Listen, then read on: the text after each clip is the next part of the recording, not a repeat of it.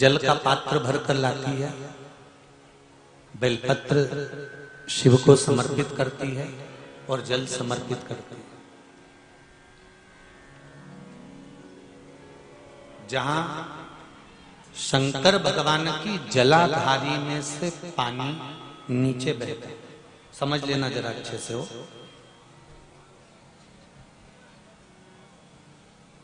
जैसे ये गोल जलाधारी है, ये शिवलिंग है, यहां से पानी नीचे बहता है।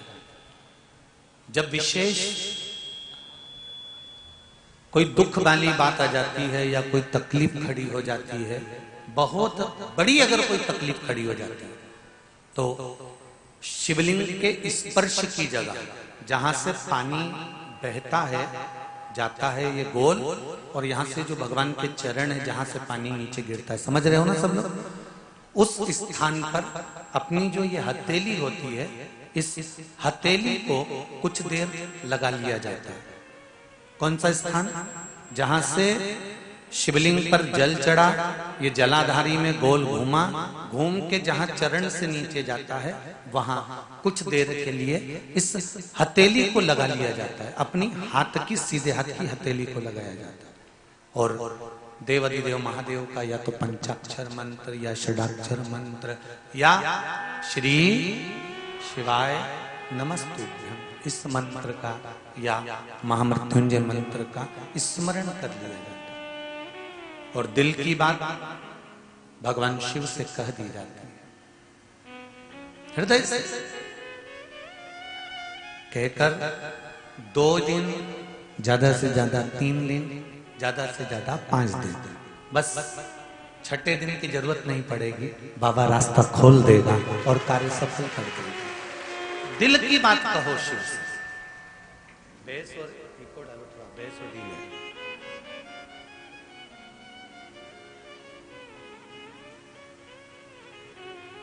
अपने दिल की बात कहिए बाबा से।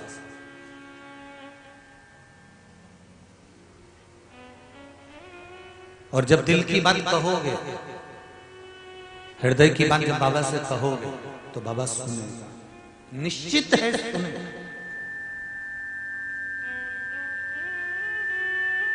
चलो और सरल भाषा में समझ लीजिए राजा से। गोली, दवाई नाक से खाई जाती है कि मुंह से खाई जाती है? बोलते जाओ जरा। मुख से।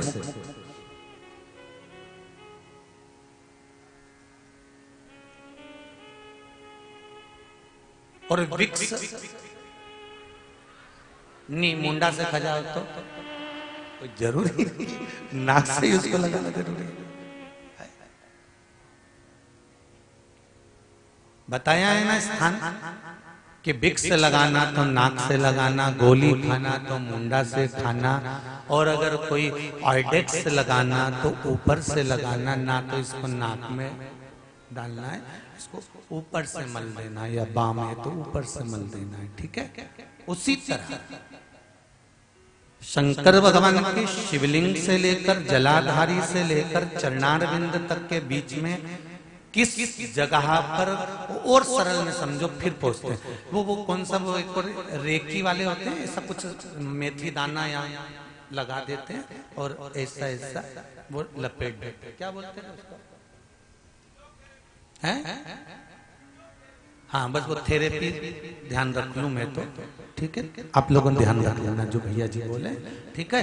तो वो थेरेपी के अंतर्गत यहाँ मेथी दाना लगा दिया, यहाँ लपेट दिया, यहाँ मूंग का दाना लगाया, यहाँ लपेट दिया, यहाँ चावल फंसा दिया, यहाँ लपेट दिया, तो उससे बीमारी को हरने के लिए करते। बोला सही है ना?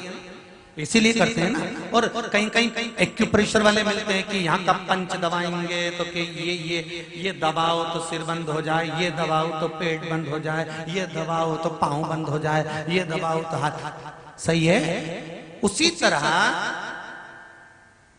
शिव महापुराण की कथा कहती है कि शंकर भगवान के शिवलिंग से लेकर जलाधारी में कुछ स्थान ऐसे हैं वहां पर हमारा मात्र स्पर्श कर कर अपने दिल की बात कह देने पर भी कार्य सफल हो जाता है। तुम जल चढ़ाओ मत चढ़ाओ, तुम बेलपत्र चढ़ाओ मत चढ़ाओ, तुम धतूरा चढ़ाओ मत चढ़ाओ, पर दिल से अगर तुमने कहा तो उसका फल मिलेगा।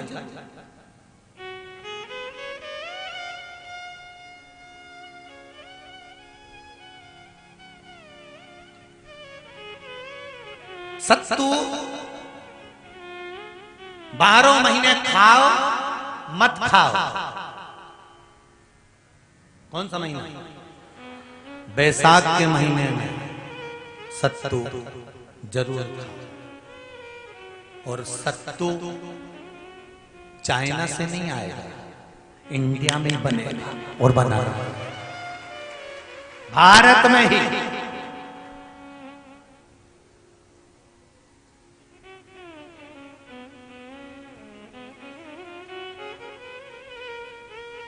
चलो आ जाओ गरुड़ पुराण में। मरने का 47वां दिन,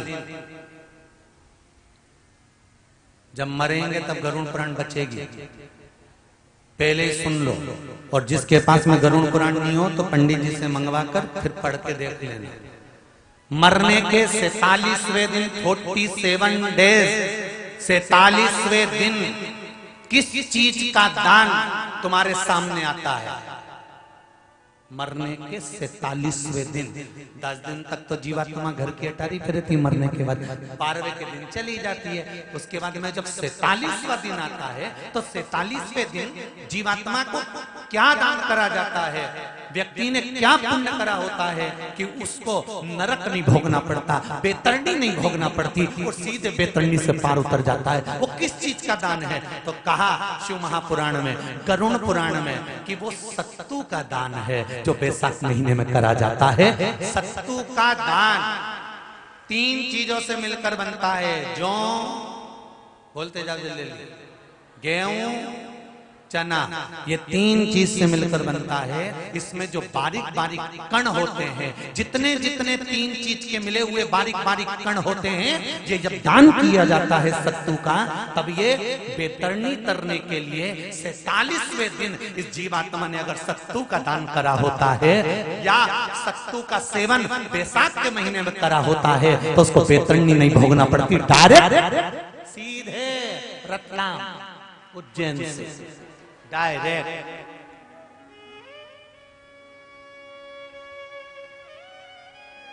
किस किस के यहां बनता है सत्तू?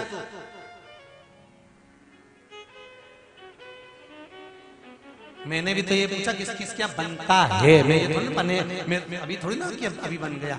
बैसाख में बनता तो होगा। पहले गांव के लोग तीरथ करने जाते थे।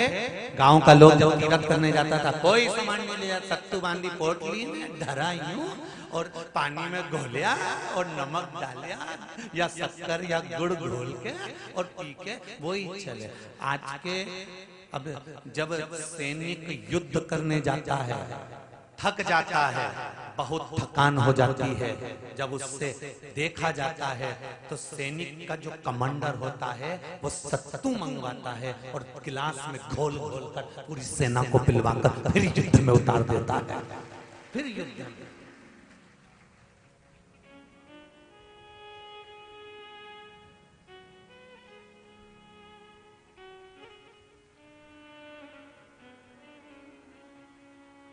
साधारण नहीं है महाराज।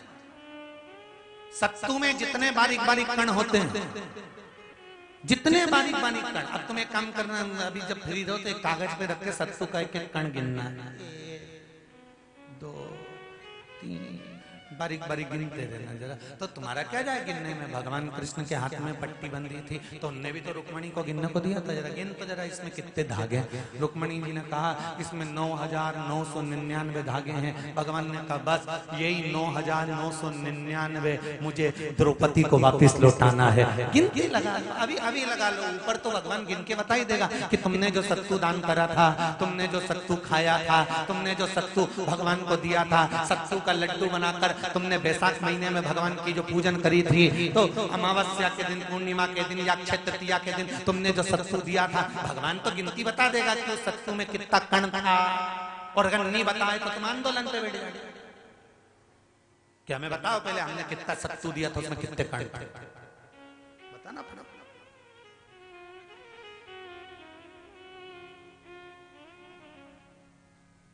एक एक शिव की आराधना में चांगुना ने एक लोटा जल भरा, उसमें थोड़ा सा चंदन डालकर बेलपत्री के वृक्ष के नीचे ले जाकर डाल देती, थोड़ा सा जल बचाकर शिव जी को डाल देती। शंकर भगवान ने एक दिन चांगुना के सामने मन में विचार प्रकट करा और पार्वती जी से कहा, पार्वती एक बात समझ में नहीं आती, आधा जल ये बेलपत्री को देती है, आधा जल मुझे देती है। जब आधा जल मुझे देती है तो मुझे बड़ा गुस्सा आता है, क्योंकि बच्चे और बूढ़े ये दोनों एक समान हैं।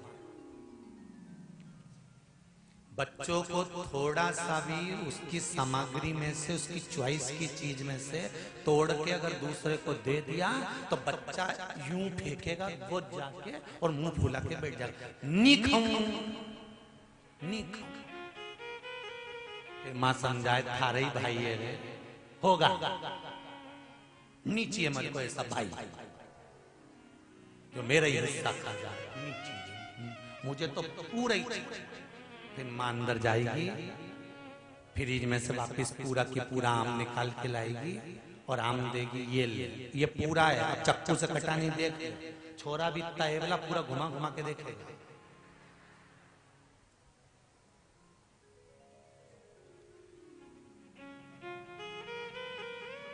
पूरा देख लिया तब नहीं। बच्चा ऐसा ही बुजुर्ग व्यक्ति होता है, बूढ़ा,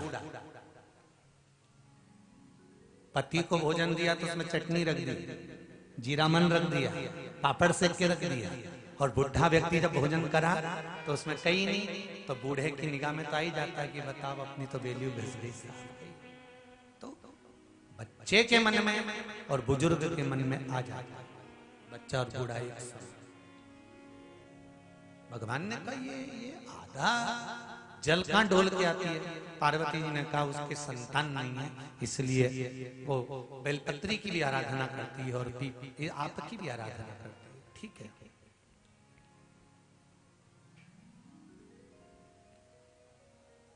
भगवान देवादिदेव महादेव ने देखा चांगुना ने बहुत सेवा कर ली।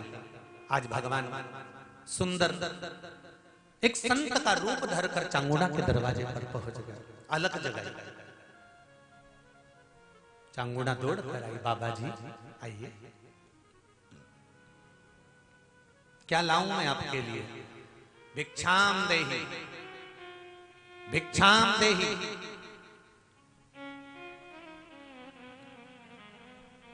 बाबा ने सब दूर से भिक्षा ली और चांगुना जैसे परात भरकर रानी चांगुना देवी खूब सारा सामान लेकर आई, तो बाबा ने मना कर दिया, मैं आपके हाथ की भिक्षा नहीं ले सकता, मुझे नहीं लेना है। क्यों? कहा आपकी संतान नहीं है, आपकी औलाद नहीं है, संतान नहीं है, और अगर आपकी संतान नहीं है तो आपके हाथ की भिक्षा लूंगा तो मैं भिक्षा लेकर जाऊंगा कहां? मुझे आपके हाथ की भिक्षा नहीं चाहिए। इतने में चांगुना ने उस संत के चरण पकड़े और संत के चरण पकड़कर चांगुना कहने लगी, देखिए बाबा जी, जन्म मरण और परण ये तो तीन देवादिदेव महादेव के हाथ में है। संतान देना और ना देना ये शिव जी के हाथ में है, शंकर के हाथ। एक पत्र में लिखा है,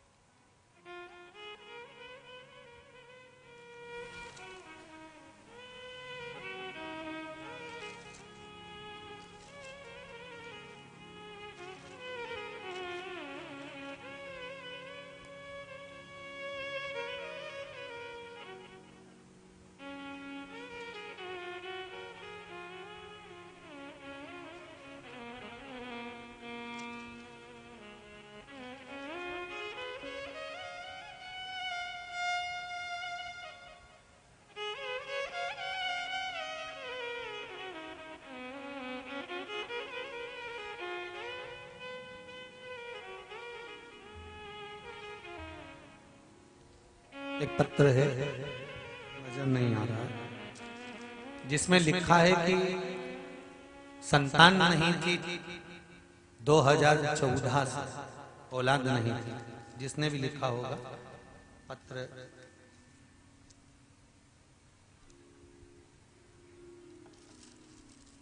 दो 2014 से संतान नहीं थी, सारे इलाज करवा लिए, डॉक्टर को दिखा लिया, पर संतान का सुख नहीं था। गुरुदेव तब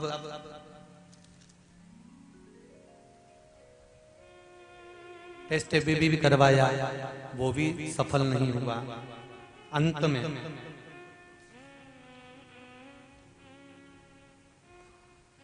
जिसने भी पत्र लिखा हो, अगर वो यहाँ बैठे हों तो हाथ उठा सकते हैं, वो पत्र ढूंढना पड़ेगा।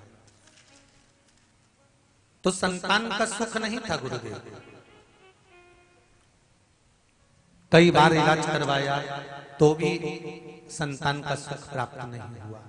आखिरी में किसी ने कहा कि शिव महापुराण में सफेद आंकड़े की जड़ का प्रयोग बताया गया है, एक बार वो तो करो। और सफेद आंकड़े की जड़ का प्रयोग किया गया और गुरुजी 5 महीने का गर्भ है, ये वो माँ ने लिखकर दीदी ने भेजा। जिसने भेजा होगा वो बैठी होंगी, अगर पत्र नहीं मिला तो उनके स्मरण में रहे कि आपका पत्र पढ़ा गया।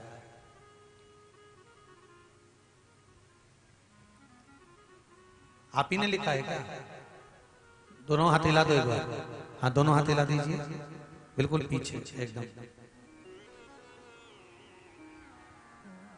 बैठ जाइए, बाबा की कृपा बनी रहे। जल्दी जल्दी बाबा आपकी गोदी में लाला लाली खूब आनंद में प्रदान करे, यही बाबा से निवेदन है। काशी विश्वनाथ भगवान की शिव ओघड़ दानी, शंकर मेरा ओघड़ दानी। महाराज चांगुणा ने चरण पकड़े बाबा। संतान देना और नहीं देना ये तो भगवान के हाथ है।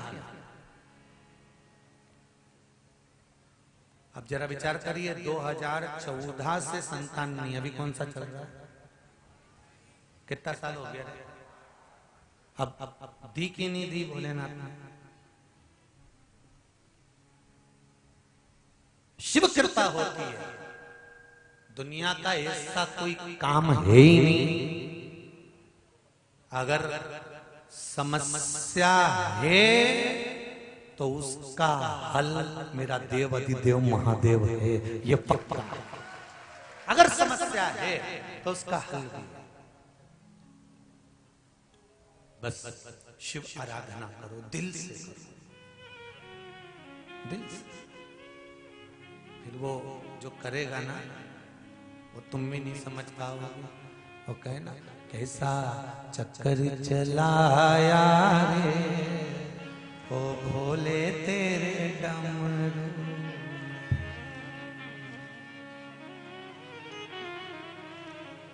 ओ भोले तेरे डमरू ने, ओ भोले तेरे डमरू ने, ओ भोले तेरे डमरू ने कैसा चक्कर चलाया रे ओ भोले तेरे डमरू ने, कैसा चक्कर चलाया रे ओ भोले तेरे डमरू ने।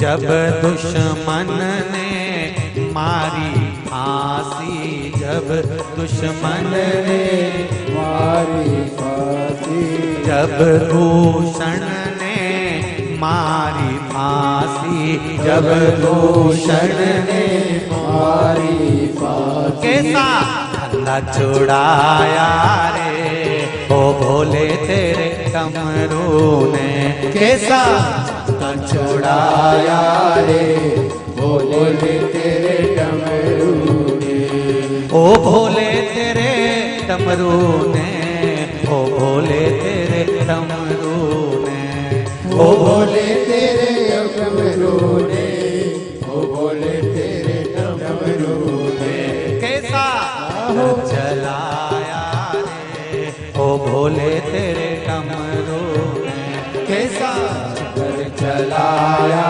रे वो बोले तेरे डमरू ने। प्रेशर बड़े भाव से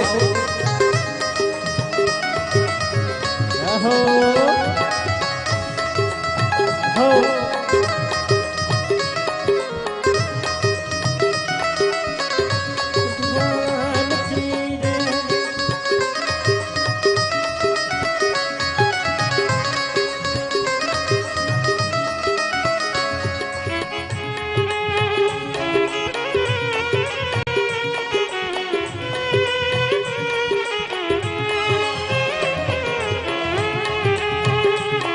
शंभो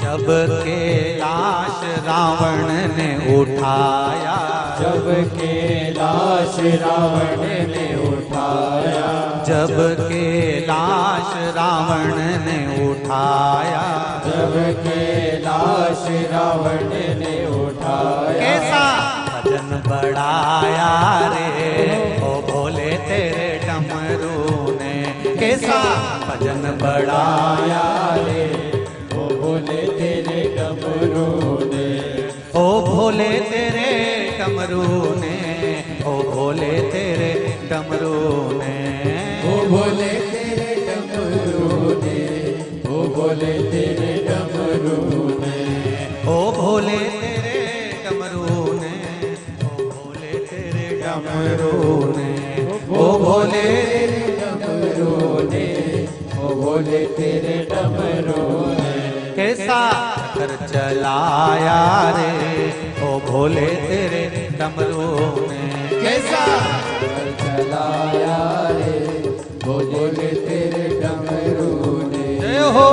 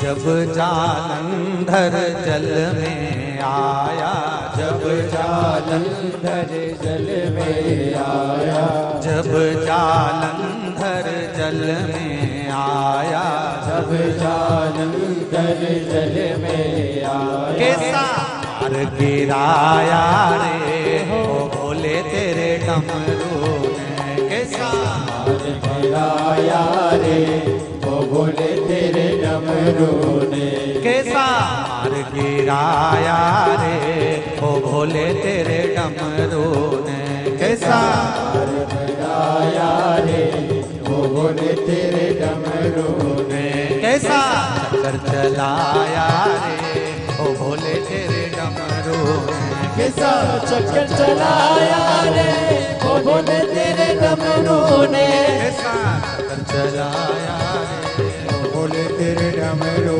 ने, कैसा चक्कर चलाया रे ओ भोले तेरे डमरू ने। हर महादेव भगवान शिव की कथा कर रही है उग्रधनी कैलाशी अविनाशी भगवान शिव का चरित्र कर रहा है। चांगुणा निवेदन कर रही है कि संतान देना और ना देना ये तो शिव के हाथ है।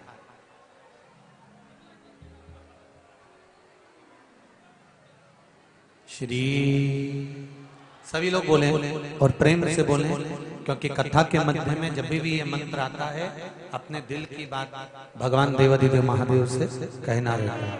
श्री शिवाय नमस्तुभ्यं श्री शिवाय नमस्तुभ्यं श्री शिवाय नमस्तुभ्यं। भगवान शिव से शंकर भगवान जो रूप बदल कर आए हैं, मेरे ओघड़दानी जो रूप रख कर आए हैं,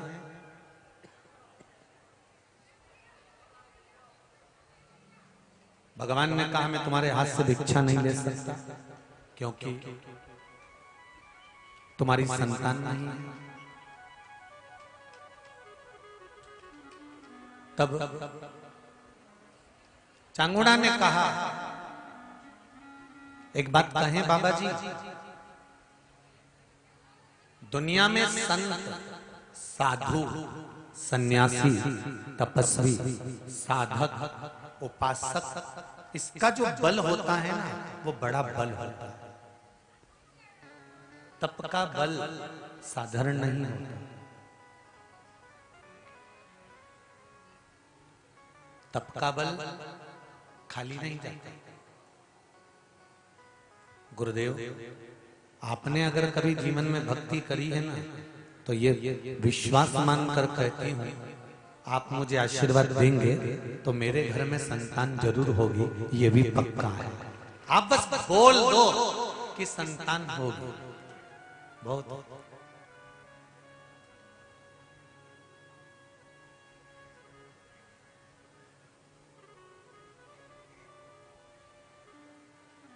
भगवान प्रसन्न हो गए और मेरे देवाधिदेव महादेव जो संत का रूप रखकर आए थे, साधु का रूप रखकर आए थे, उन्होंने झोली में से फल निकाला। वो फल निकालकर चांगुणा को दे दिया। ले चांगुणा, ये फल खा ले, तेरा गर्भ ठहर जाएगा, संतान हो जाएगी।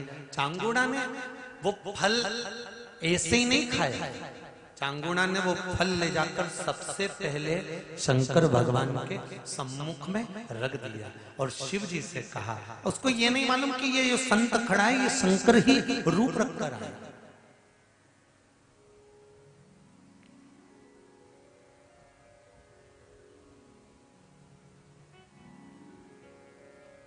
चांगुणा की शिव भक्ति से शंकर प्रसन्न है।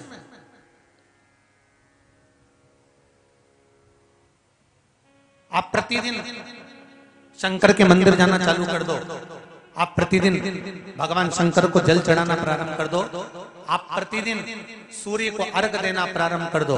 आप एक बेलपत्री हफ्ते में एक बार शंकर पर चढ़ी हुई खाना प्रारंभ कर दो। रोज मिल जाए तो ठीक, नहीं तो हफ्ते में एक बार रोज खाना प्रारंभ कर दो। रुद्राक्ष का जल पीना चालू कर दो। शिव जी पे चढ़ा हुआ तात्विक सुख दे।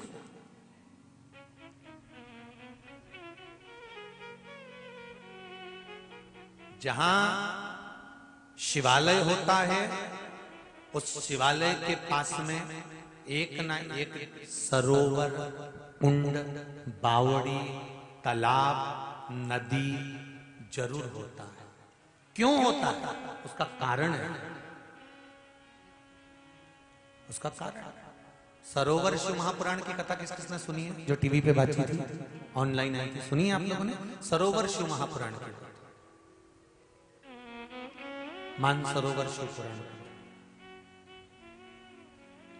उसमें कहा था शंकर भगवान का जितना प्राचीन से प्राचीन मंदिर होगा, उस मंदिर के पास कोई तालाब, कोई बावड़ी, कोई कुआं, कोई हाथी, कोई हैंडपंप, कोई खड्डा जरूर होगा, जिसका जल साधारण नहीं होगा, वो जल अमृत के तुल्य होगा। वो जल साधारण नहीं। और काशी मंदिर की सबसे बड़ी मूलता थी ज्ञान वापी, और वो ज्ञान वापी दूसरों के पास में थी। काशी मंदिर के पास में नहीं थी, वो ज्ञान वापी दूसरी जगह चली गई थी। उसमें मंदिर नहीं था, मंदिर को उन्होंने रख लिया था। वो तो धन्यवाद देता हूं आदरणीय मोदी जी को, जिन्होंने उस ज्ञान वापी को वापिस काशी के मंदिर में लाकर रख दिया, वापिस काशी के मंदिर में लाकर रख दिया उस ज्ञान वापी को। पर हम जिस भूमि पर रहते हैं, जहां हम निवास करते हैं, ऐसे कई शंकर जी के पुरातत्व मंदिर हैं जिनके पास में बड़े बड़े कई सरोवर होंगे, कई कुंड होंगे, कई बावड़ी होंगे, कई तालाब होंगे, कई नदियां होंगी, और उसकी देखरेख संसार में जहां तुम निवास कर रहे हो उस व्यक्ति को करना चाहिए, उस व्यक्ति को रखना चाहिए। और अगर मैं मानता हूं रतलाम में भी कई मंदिर हैं, आदरणीय कलेक्टर महोदय जी से जब बात हुई थी तो मुझे सूचना मिली थी कि कई लगभग 290 मंदिर का संचालन आपके नगर के कलेक्टर महोदय कर रहे हैं, उसके लिए बड़ी प्रशंसा का विषय है। कई मंदिर जहां पर टूट फूट हो गई, देख रेख नहीं है, वहां का सारा संचालन प्रशासन कर रहा है, प्रशासन उसको देख, धन्यवाद है बहुत बहुत। पर एक चीज का दुख भी है, और मेरी थोड़ी आदत बुरी है, कहने में पीछे नहीं है। भले फिर बाद में तुम कोई भी टीका लगाओ, अच्छा का लगाओ चाहे बुरे का लगाओ। यहाँ एक शिव मंदिर है बड़ा विशाल, और उसके पास में एक कुंड तालाब बना है, अमृत तालाब, और उसकी हालत ऐसी हो रही, बाप रे बाप। कौन सा शिव मंदिर है? अब तो बोल दो, गढ़ कैलाश, और उसके पास में तालाब जिसका पानी अमृत है, रतलाम के।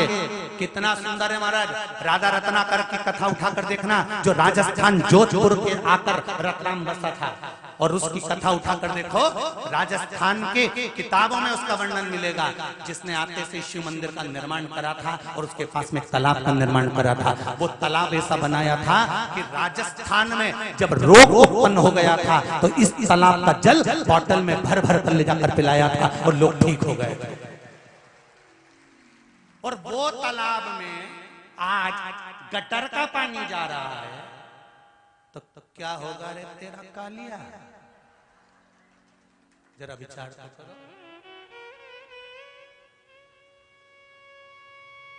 क्या विचार है तुम्हारा?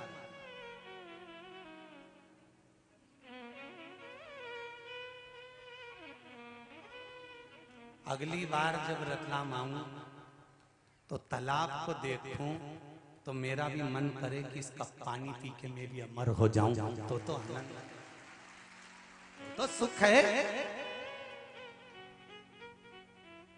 धरोहर है ये हमारी, ये हमारी धरोहर, उस धरोहर को हमें, और ये सब काम प्रशासन का ही नहीं होता कि प्रशासन ही इसको करेगा। फिर तुम क्या करोगे? लड्डू खाओगे कि सत्तू? थोड़ा कर्म तुम्हारा भी है, जागना, अपने कलम के माध्यम से, अपने आनंद के माध्यम से लोगों को जगाना, और उस तालाब की सुंदरता को और चार चौगुना बढ़ा देना कि लोग आए और गढ़ कैलाश का जब दर्शन करें तो वहां मेरे तालाब का भी दर्शन कर कर जीवन को सुखी बनाए, आनंदित। ये अपना भी फर्ज है, केवल शासन और प्रशासन नहीं। कोई कचरा डाले, साफ मना करो, कचरा क्यों डाल रहे हो? कोई गंदा पानी आ रहा है, ये कहां से आ रहा है? मुंह मोड़ दो उसका, तुरंत जिस घर में से आ रहा है वहीं नाली में फिट, उधर वापस रिटर्न। ये कैसे आ रहा है? थोड़ा समान हम सुधरेंगे, जम के बोलो जरा, युग सुधरेगा, हम बदलेंगे। कब बदलोगे?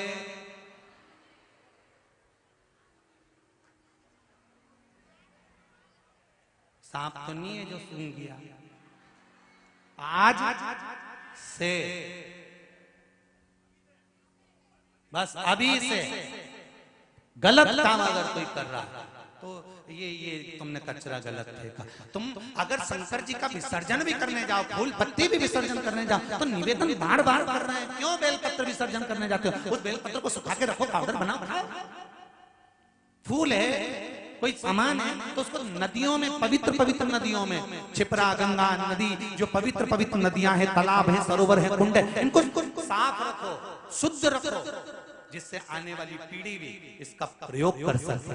आज के पढ़े लिखे लड़कों को अगर तालाब का पानी दे दो नहीं तो पिए नहीं, बिसलेरी तो कह दो हारे लहरी, इनके कौन पिलाएगा,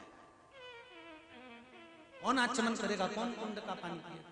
समझाओ, आने वाली पीढ़ी के लिए जरूरी है, बहुत जरूरी।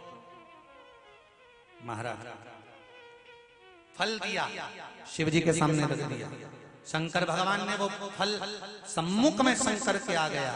अब वो फल साधारण नहीं हो सकता। फिर कथा में कहूंगा, जिस कपड़े को आप पहनते हो, नई साड़ी है, पहले ले जाकर भगवान को चढ़ा दो, पहनो, उसकी कीमत बढ़ जाएगी। कोई भोग है, प्रसाद बना है, भगवान को भोग लगाओ, पाओ, उसकी कीमत बढ़ जाएगी। सब्जी, भाजी, तरकारी, पापड़, बड़ी, जो भी आप बना रहे हो, पहले भगवान को दो, उसके बाद पाइए, उसकी कीमत बढ़ जाएगी, उसका आनंद बढ़ जाएगा, उसका स्वाद बढ़ जाएगा। अब भगवान को कहो तो, देव तो,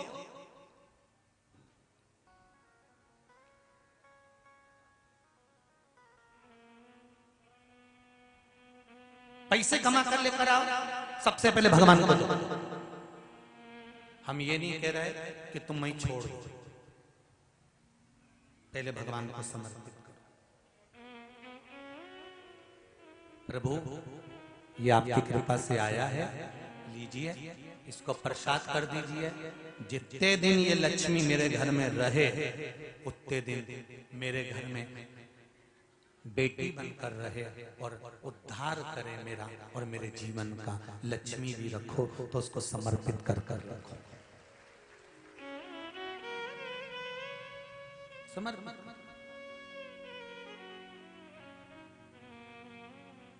जैसे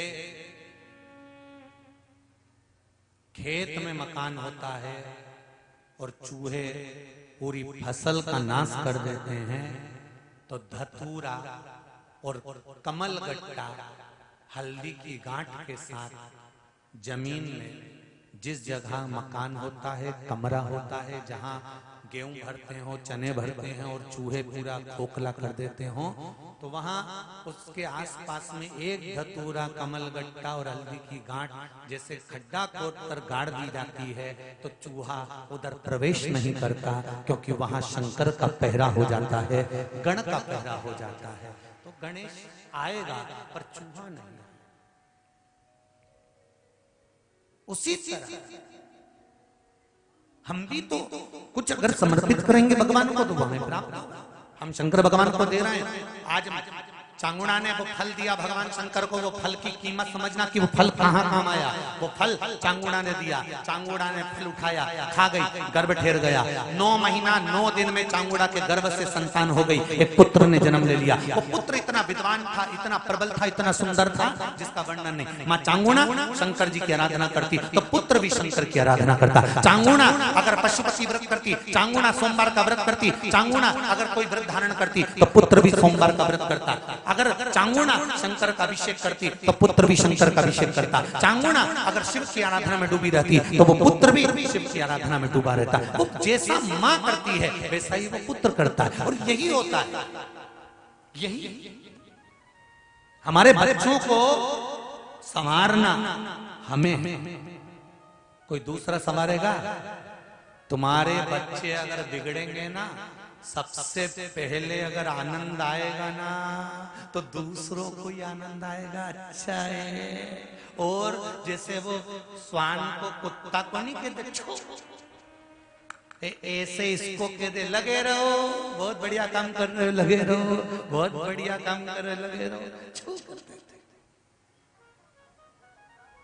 वो तो कहीं का समझदार होगा जो समझाएगा, गलत काम मत कर छोरा, ये गलत है, मत जा, ऐसा मत कर छोरा, ये गलत। समझाने का प्रयास।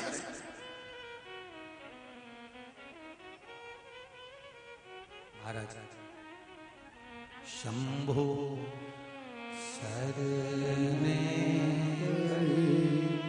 मांगो घड़ी दुख काटो दया करी ने दर्शन आवो। अब उसको समझाया है। जब समझाने की श्रेष्ठता होगी तो सुख आनंदित होगा। माँ शिव जी की आराधना करती है, चांगुणा जब शंकर भगवान की आराधना करती है तो साथ में वो बालक भी शिव की आराधना करता है। चांगुणा के पुत्र का नाम रखा था चिलिया। क्या नाम रखा है? चिलिया। अब जैसा चांगुणा शिव आराधना कर रही है वैसे ही चिलिया करता है। श्री शिवाय नमस्तुभ्यं श्री शिवाय नमस्तुभ्यं श्री शिवाय नमस्तुभ्यं। चांगुणा मंदिर जाने लगी, पुत्र भी मंदिर जाने लगा। चांगुणा आराधना में लग गई, पुत्र भी आराधना में लग गया। समय आया। एक बार देवऋषि नारद निकलकर काशी में पहुंच गए, जहां पर माता पार्वती जी शंकर भगवान के चरण दबा रहे थे। ध्यान देना जरा कथा पर। हमेशा आपने कथा सुनी होगी कि लक्ष्मी जी भगवान विष्णु के चरण दबाती हैं, पर काशी की जो धरा है, काशी की जो भूमि है, ये अविमुक्त भूमि है, जहां पर माता पार्वती शंकर भगवान के चरण दबा रही थी।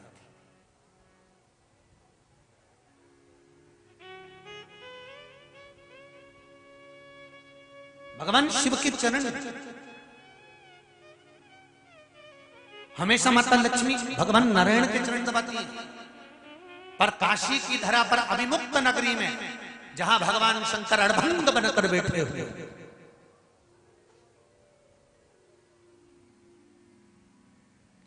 वहां माता पार्वती जी शिव के चरण दबा रहे। देवऋषि नारद पहुंच गए। श्रीमन नारायण, श्रीमन नारायण, श्रीमन नारायण। जैसे ही देवऋषि नारद जी पहुंचे, पार्वती जी खड़ी होकर निवेदन करी देवऋषि नारद से, नारद जी शंकर भगवान के सबसे बड़े भक्त का नाम बताओ, जो शिव की आराधना में दिन रात डूबा रहता हो, उसका नाम बताओ। पार्वती जी को लगा कि देवऋषि नारद मेरा ही नाम लेंगे, क्योंकि मैं ही दिन भर सेवा करती हूँ शिव जी की।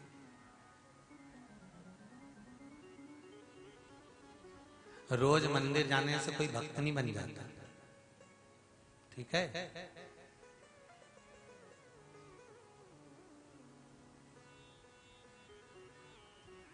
और रोज मंदिर जाने से, रोज मंदिर जाने से कोई ये सोचे कि मैं भक्त की गिनती में आ गया, सबसे बड़ा भक्त मैं ही हूं, मैं ही रोज मंदिर जाता हूं, मैं ही देवालय जाता हूं, मैं ही पूजन करता हूं, मैं ही अर्चना करता हूं, मैं ही मंदिर की देखरेख करता हूं, मैंने सब संभाल रखा है, अगर मैं नहीं होता तो कुछ नहीं होता। तो जो ऐसा सोचे ना, उससे निवेदन है आधे घंटे मरी जाए। तू होगा तो भी मंदिर का काम होगा, और तू नहीं होगा, बोलो तो जीतियो, तो भी मंदिर का काम।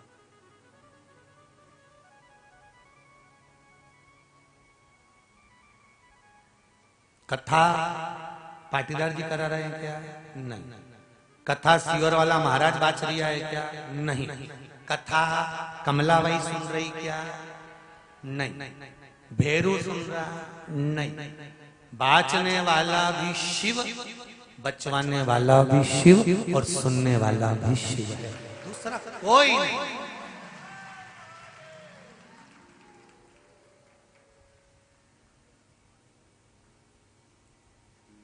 घर तक तुम्हारी पहचान है, शमशान में पहुंचे कि मुर्दा हो, सही है गलत है? घर तक तुम्हारी पहचान है, लोग कहेंगे कौन मर गया, तो कहे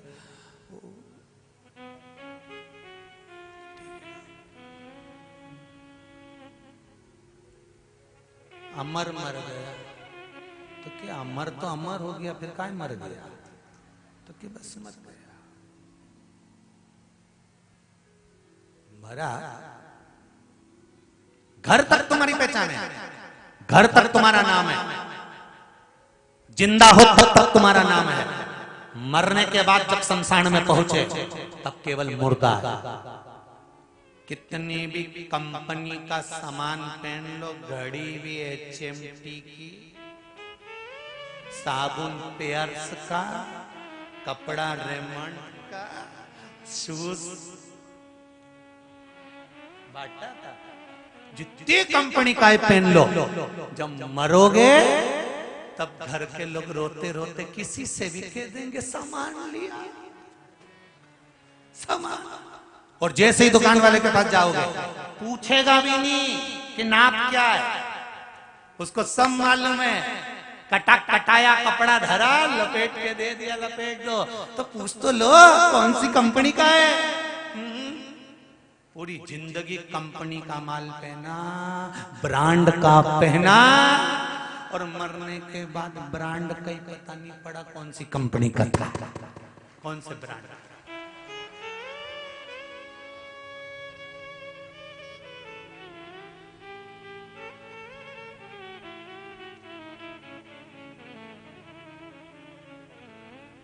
वो एक बार परम पूज्य क्रांतिकारी संत, राष्ट्रीय संत श्री तरुण सागर जी महाराज जी से किसी ने पूछ लिया था, आपका एड्रेस क्या है, आप कहाँ रहते हो, तो उन्होंने कहा था हमारी ड्रेस ही नहीं है तो एड्रेस कहाँ से आएगा। तन पर कोई ड्रेस होए तो एड्रेस भी होए, अब यहां तो ड्रेस ही नहीं है तो एड्रेस कहां से आए। संत का कोई एड्रेस नहीं, शिव भक्त का कोई एड्रेस नहीं। घर से चले थे तब कमला विमला भेरू राम किसान हरि किशन थे, पर कथा में पहुंच गए तो केवल एक रह गए, क्या? शंभु शंकर शिव, इसके सिवा कुछ नहीं रहा, कुछ।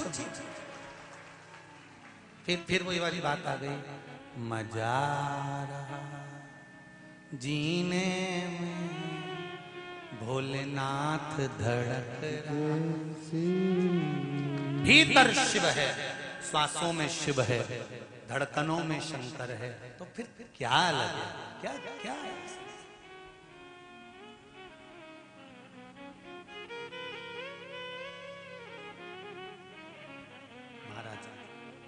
बेटे को ज्ञान दिया, चांगुड़ा बड़ा प्रबल ज्ञान दिया, और यहाँ पार्वती जी ने पूछ लिया देव ऋषि नारद से कि शंकर जी का सबसे बड़ा भगत कौन, शंकर भगवान का सबसे बड़ा भगत कौन, तो देव ऋषि नारद श्रीमन नारायण माता जी बुरा तो नहीं मानोगे, क्योंकि सत्य जब बोला जाता है तो अच्छे अच्छे का मुंह भगोना हो जाता है, सत्य ही तो सहन नहीं होता।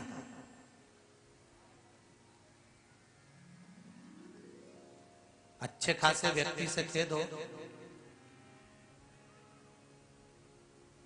मर जाएगा, इतना ही किया नहीं, वो सत्य कहा, मृत्यु सत्य है, आया है सो जाएगा, राजा रंक फकीर, कोई सिंहासन पर चढ़कर गया, कोई गया बंद जंजीर, आया है जाना है।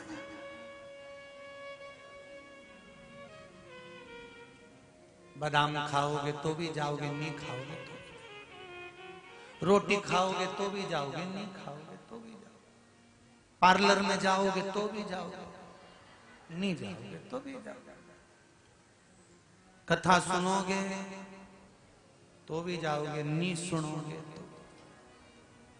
तो भी लोगों के मन में आ जाता है फिर मरना ही है तो कथा काहे को सुने, नहीं सुनना चाहिए।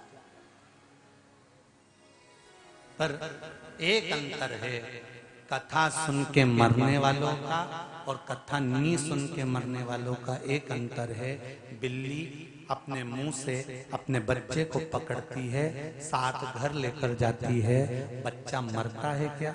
नहीं। बिल्ली अपने मुख से चूहे को पकड़ती है, चूहा बचता है क्या? नहीं। उसी तरह कथा सुनकर मरना और कथा नहीं सुनकर मरना दोनों में अंतर है। कथा सुनकर मर गए तो बिल्ली के बच्चे जैसे बेकुंठ चले जाओगे, और अगर कथा नहीं सुनी और मर गए तो चूहे जैसे मसले जाओगे। मरना तो निश्चित बिल्कुल पक्का है।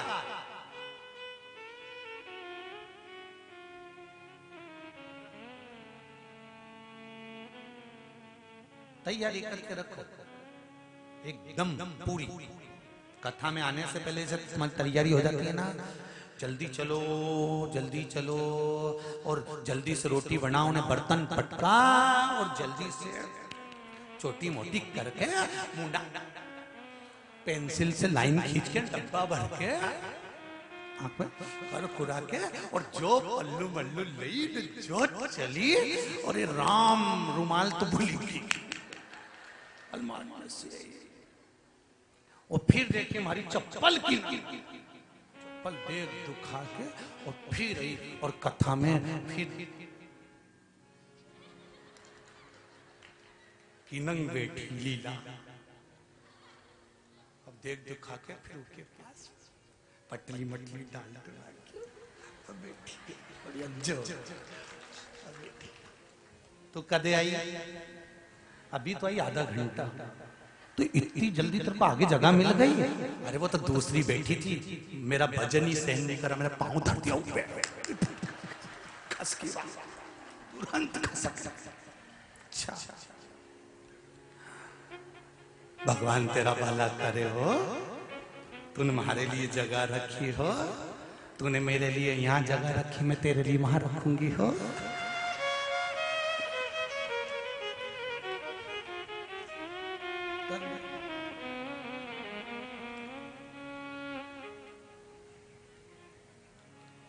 चित्त हो शिव भक्ति में। बताओ नारद जी, शंकर भगवान का सबसे बड़ा भक्त कौन? देव ऋषि नारद ने कहा बुरा तो नहीं मानोगी? हाँ तो बोल। नारद जी ने कहा शंकर जी की सबसे बड़ी भक्त है कांति नरेश की धर्म पत्नी चांगुड़ा। चांगुड़ा वो मृत्यु लोक में रहने वाली साधारण सी स्त्री रानी, वो शंकर भगवान की भक्त है, सबसे बड़ी भक्त, सबसे बड़ी भक्त है। ओहो पार्वती जी के तो अब रोटी नहीं भाग।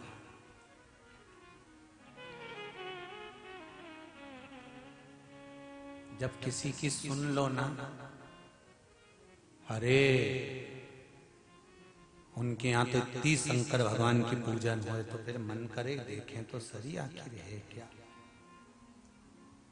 ये आधे से जो ज्यादा भीड़ है ना, ये कथा की नहीं है, ये सियोर वाला पगला के देख रहे कि आखिर ये पागल खाना छोड़ के यहाँ कैसे आ गया, ये देखना है।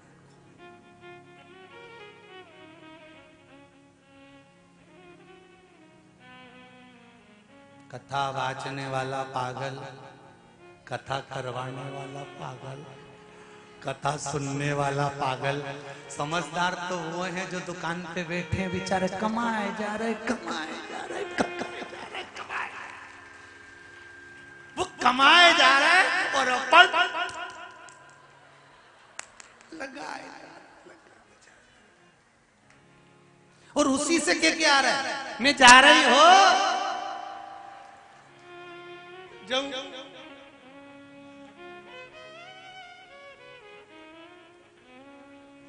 तो कल बोला था ना,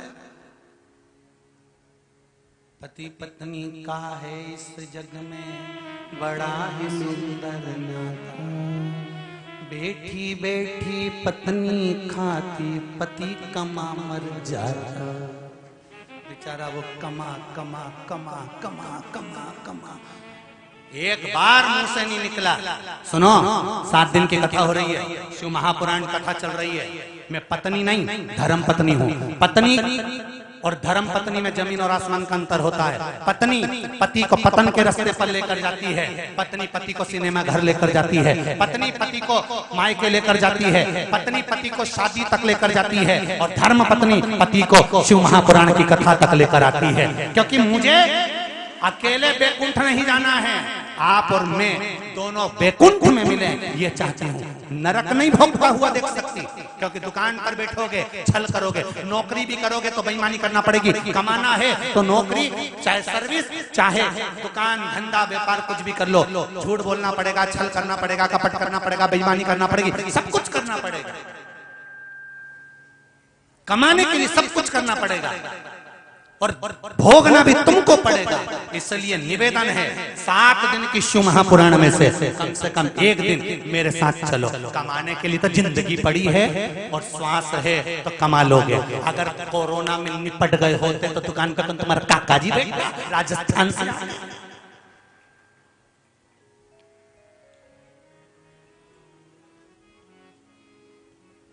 सोमानी जी सही है, कौन आ गए?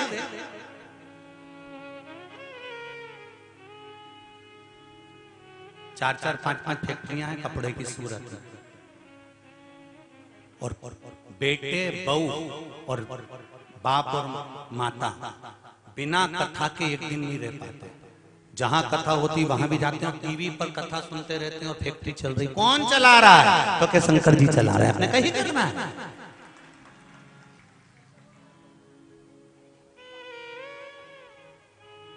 सूरत में कम से कम 4-5 फैक्ट्रियां होंगी, कपड़े कपड़े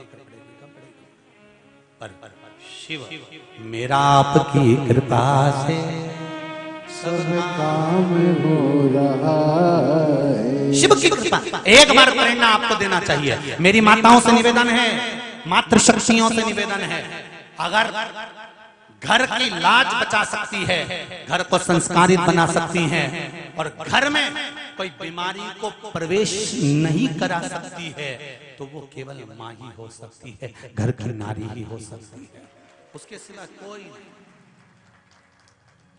कह दो एक बार, चलो कथा में। वो कहेंगे बहुत भीड़ हो रही है, नीचों क्यों? दुकान पे भीड़ आए तो तुम्हें मजा आए, तो कथा में भीड़ आए तो कहीं नहीं हो। चलो तो कि मन लोग धक्का मारते हैं, तो कि वही तो मैंने देखा है नाथ द्वारा में। एक बार किसी ने हमसे पूछ लिया था, तिरुपति में तो भगवान के जब दर्शन होते हैं तो लाइन से होते हैं, शिरडी जाओ तो लाइन से दर्शन होते हैं, पंढरपुर जाओ तो लाइन से दर्शन होते हैं, देवी जी के मंदिर जाओ तो लाइन से दर्शन होते हैं, पर नाथ द्वारा में जाओ तो धक्के में दर्शन होते हैं। ऐसा क्यों होता है? तो हम तो सीधी सीधी कहते हैं कि भगवान भी कहते हैं मेरे दरवाजे पर आकर धक्का खा गया तो संसार में कभी धक्का नहीं खाएगा, इसलिए यहाँ खा ले। तो आपसे भी निवेदन है, ये जो बाजू बाजू में तुम्हें मत रही है, इधर से ये तुमने जितना कहीं का बेकार कर्म करा होगा ना, तो बीच में ठसी ठसा, इधर से पांव धर, इधर से, और ये सब जो तुम्हें मथ रही है ना, ये कुछ नहीं होने वाला। ये जैसे मथे तो मक्खन निकले, उसी तरह तुम्हारे भीतर विश्वास, भक्ति और श्रद्धा प्रकट हो। कोई कह रहा था गुरुजी जहाँ कथा हो रही इतनी धूल उड़ रही है कि सब माथा पे चढ़ी जा रही है। हमने कहा धूल नहीं उड़ रही है, शंकर भगवान सोच के बैठा है, भस्म कौन चढ़ाएगा तुम्हारे ऊपर, इसलिए एक साथ चढ़ा के दे। कौन चढ़ाए तुम्हारे इतना सारा के भस्म? शिव की परम भक्त कौन सी है? तो क्या चांगुणा। हाँ, अब तो पार्वती जी को गुस्सा आ गया और पार्वती जी ने भोलेनाथ जी से कह दिया जरा परीक्षा लो चांगुणा की। शंकर जी ने कहा परीक्षा? हाँ, जाओ और परीक्षा लेकर आओ कि मैं बड़ी कि वो बड़ी। ठीक है, शंकर जी परीक्षा लेने पहुंचे तो एक ओघड़ी का रूप रखकर शंकर भगवान पहुंच गए और चांगुणा के यहाँ पहुंचकर शंकर भगवान ने आवाज लगाई, माता भूख लगी है, बहुत तेज भूख लगी है, जल्दी भोजन दो। और चांगुणा अंदर गई, पकवान बनाया, बैठो महाराज बैठो, और भोजन बनवा कर लाई और देख दिया भगवान उस अघोरी को। अघोरी कहने लगा, ए रानी तो मुझे मूर्ख समझती है, ये भोजन करूंगा, फेंक इसको। और अघोरी ने भोजन फेंक दिया। रानी को लगा कि भोजन अच्छा नहीं बना होगा, अंदर गई, रानी खुद बना कर लाई 56 भोग। अघोरी ने फेंक दिया, मैं ये भोजन नहीं करता। तो महाराज कौन सा भोजन करोगे? अघोरी हूं, बिना मांस के नहीं रह सकता, मांस लेकर आ।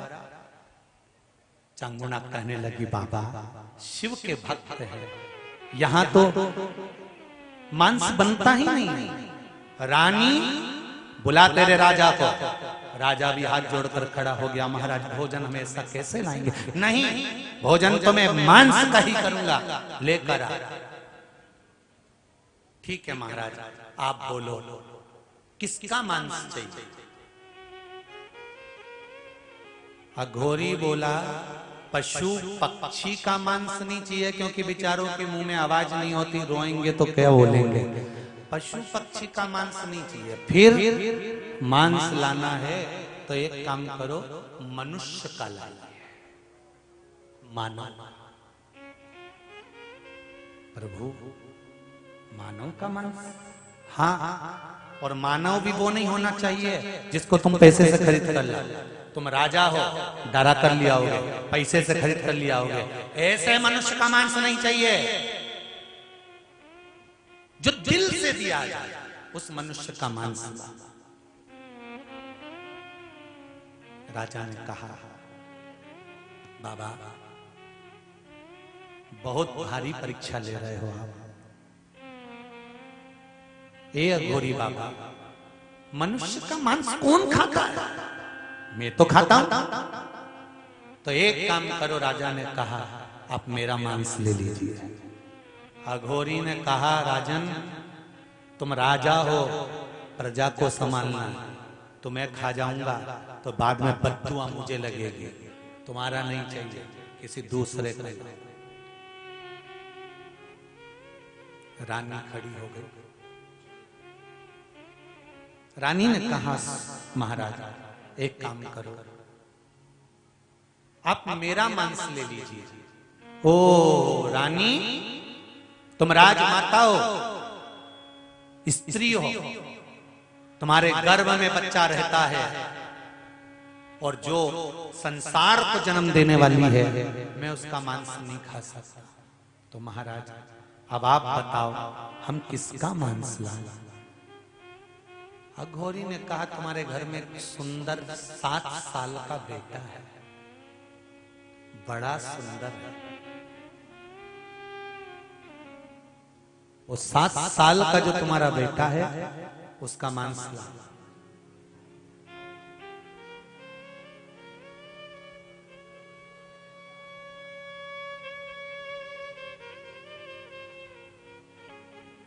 चांगुणा बिलख पड़ा, जिस पुत्र को पाने के लिए जिंदगी निकाल दी थी, चरणों में गिर गई, गुरुदेव क्षमा कर, ये नहीं हो सकता। अघोरी ने कहा, चांगुणा तू मेरा अपमान कर रही है, तूने वचन दिया था कि क्या खाओगे मैं वो खिलाऊंगी, अब क्यों मुकर रही है? क्यों मुकर रही है? पुत्र का वध कैसे हो? नहीं, तुम्हारा पुत्र का मांस जाओ।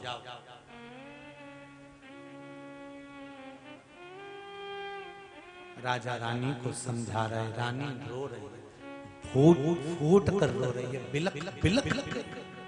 कौन मां होगी जो अपने बेटे को मार देगी? और सुनो चांगुणा, जाओ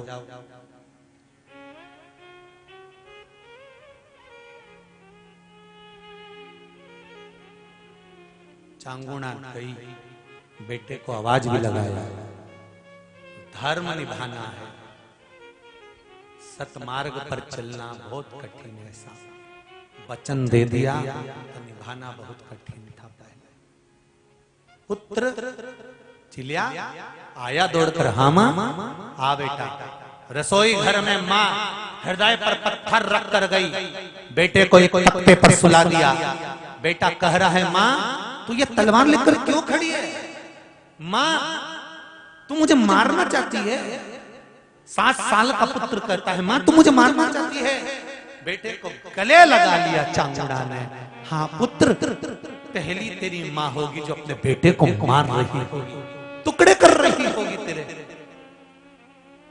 मां मत मार, अभी में तो मैंने पूरी जिंदगी नहीं देखी। मां मुझे छोड़ दे। मां ने गले लगाया। पुत्र ने प्रश्न करा, मां ये बता कि तू मुझे मार क्यों रही है? दरवाजे पर एक अघोरी आया है, भूखा है, मनुष्य का मांस खाना है, मनुष्य भी अपना होना चाहिए। मां धर्म को निभाना है। हाँ तो एक काम कर मां, उठा तलवार, अपने बेटे का शरीर काट। सो गया चिलिया। मां ने शरीर के टुकड़े करना चालू कर दिए। शरीर के टुकड़े टुकड़े करे, थाल में रखे और रख कर ले गई अघोरी के पास। ले महाराज ये लीजिए खाइए। अघोरी ने कहा, अरियो ले जाकर फेंक दे बाहर। मैं कोई जानवर हूं जो कच्चा मांस खाऊंगा? तल कर ला।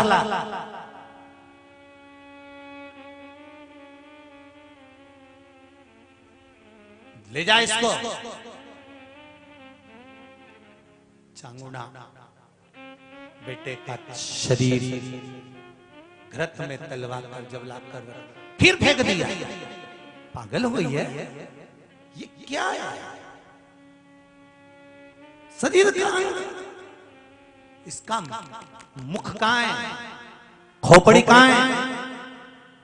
सबसे पहले वही खाऊंगा। कहां है वो? चांगुड़ा ने हाथ जोड़कर कहा, बेटा तो मर गया, शरीर भी बेकार हो गया, चले गया। चेहरा बेटे का मैंने रसोई घर में केवल अपने मन को मारने के लिए, देखने के लिए रख रखा है। उसको लेकर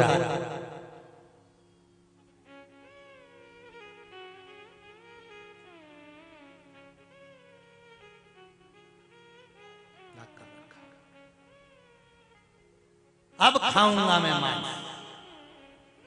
अघोरी बोला, अब खाऊंगा। जा, मैं अकेला मांस खाऊंगा? अकेला? अकेला खाऊंगा तो नरक चले जाऊंगा, इसलिए बांट कर खाऊंगा। जा। अंदर से 3 थाली और तुम भी खाना। अंदर से 3 थाली और लेकर आ। 3 थाली और लेकर आई। मैं अपने बेटे का कैसे मांस खाऊं? चांगुड़ा जब चांगुड़ा थाली लेने पहुंची, शिव के स्वरूप की मूर्ति का, शिवलिंग का दर्शन कर कर आंसू बहाती हुई बोली, बाबा ये क्या दिखा? थाली रख दी थी। राजा ने कहा अघोरी से, बाबा जी आप, मैं और मेरी पत्नी मिलकर तो केवल 3 ही हुए। एक थाली पहले से थी, 3 थाली आपने क्यों बुलवाई? जब खाने वाले हम 2 थे तो एक थाली किसके लिए बुलवाई? अघोरी ने कहा तेरी औलाद भी तो खाएगी राजा, वो भी आती होगी। रानी जा, तेरे बेटे को बुला, वो भी खाएगा। रानी ने कहा महाराज वो तो मर गया, उसका सिर तुम्हारे पास पड़ा है, धड़ तला हुआ पड़ा है, वो कैसे आएगा? अघोरी ने कहा फल शंकर जी को दिया था तुमने, जो शंकर जी के सामने रखा हुआ फल होगा वो मर ही नहीं सकता। ला बुला तेरे बेटे, वो मर नहीं सकता, बुला। आवाज लगा चिलिया को, और जो रानी ने अपने पुत्र को बुलाया, पुत्र दौड़ता हुआ आया और मां के सामने खड़ा हो गया। ये है शंकर को समर्पित करने की एक वस्तु का फल। शंकर पर चढ़ी हुई एक बेलपत्र, शंकर पर चढ़ा हुआ एक जल, शंकर पर चढ़ा हुआ एक चावल का दाना, शंकर पर चढ़ा हुआ एक फल, शंकर भगवान को समर्पित करी गई एक वस्तु, ये कोई साधारण नहीं हो सकती। बेटा वापिस जीवित हो गया।